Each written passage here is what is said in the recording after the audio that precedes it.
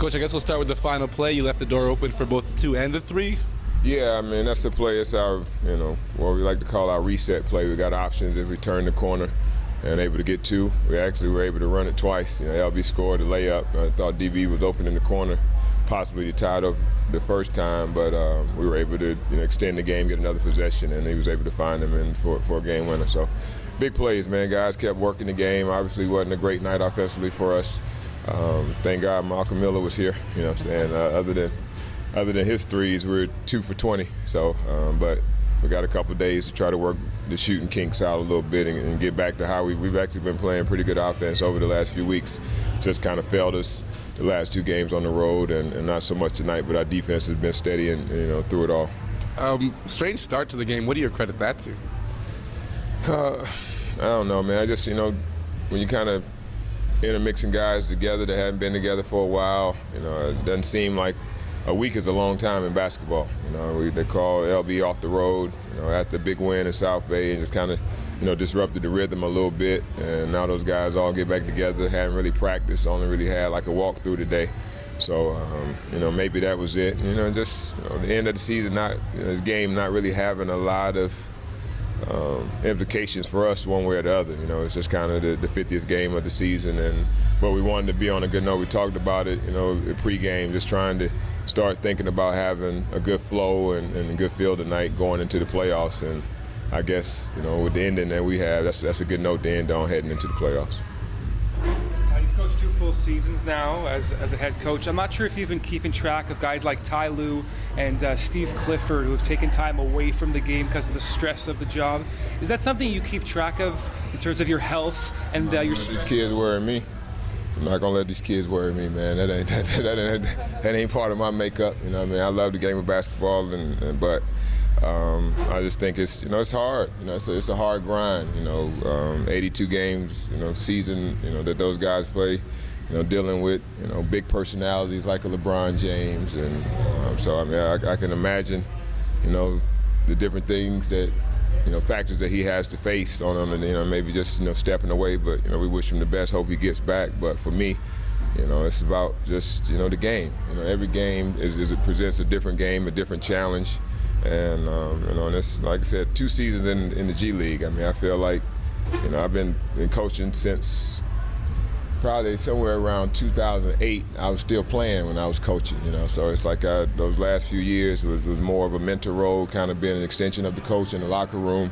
And then I had my grassroots program, and that's why I expect Penny Hardaway to do great, because everybody's thinking it's his first job, as he's been dealing with kids this age for the last probably 7, 8 years, and been really successful at it. So wishing him the best, wishing former players having a chance to share their knowledge with these young guys and be able to be close to them. Like I said, I got most of these guys, I got a 21-year-old son, so I'm used to being with them and understanding the challenges that they have growing up and seeing them in this phase, and hopefully being able to help them and share their share the experiences that I had.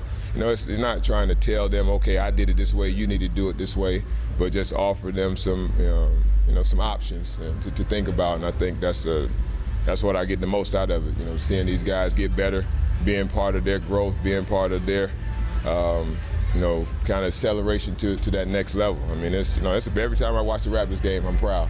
To see those guys and see the steps that they've taken, and just how hard they play. And I think I think it's throughout our organization, but it's a good feeling to know that you can have a little imprint on that as well.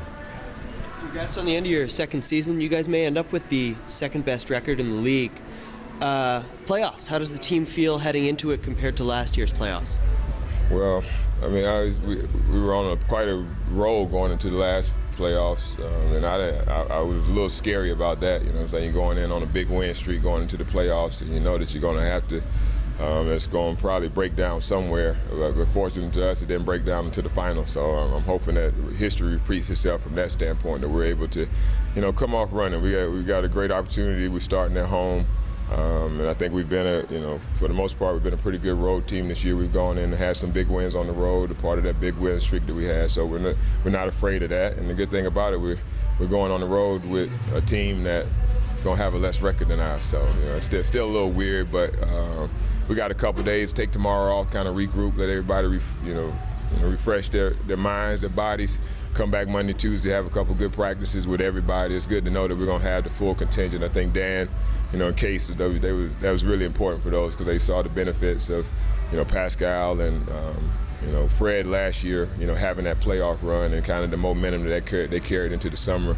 And we want the Malcolm and Lorenzo and all these guys, Alfonso, everybody to have that same experience of understanding the playoffs and it's even tougher this time. It's one and done, so we gotta come out focused and ready to play every night.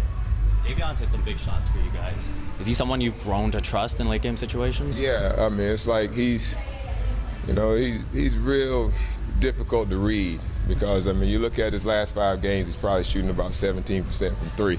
But if at the end of the game, there's nobody I'm calling a 3-4, other than DB because I know he has a knack of just making big shots. He wants to step up and make big shots for the team. But he just, he does a lot of good things for us. He's gotten better as a playmaker for us, and I think in the playoffs when we need more, not to saying that we're not going to trust our younger guys, but I think when it comes down to really wanting to win a game, it's going to be him and LB, pretty much with the ball in their hands making decisions in those big games. Well, this being the last game, the fans showed out in numbers. How far did that fan support go in terms of team morale and pushing them over the edge to win the game? Well, I think the fans have been great. Certain pockets during the year, and this was no different. I thought our marketing team does a good job of trying to fill the seats and do their job in helping that. But it's just and they were we felt them today. You felt with every missed shot. I'm over there. I'm feeling it in there. They echoing my same feelings with their moans and groans, but then when they got excited at the end and the ball started to go in for us a little bit, you could feel their excitement as well.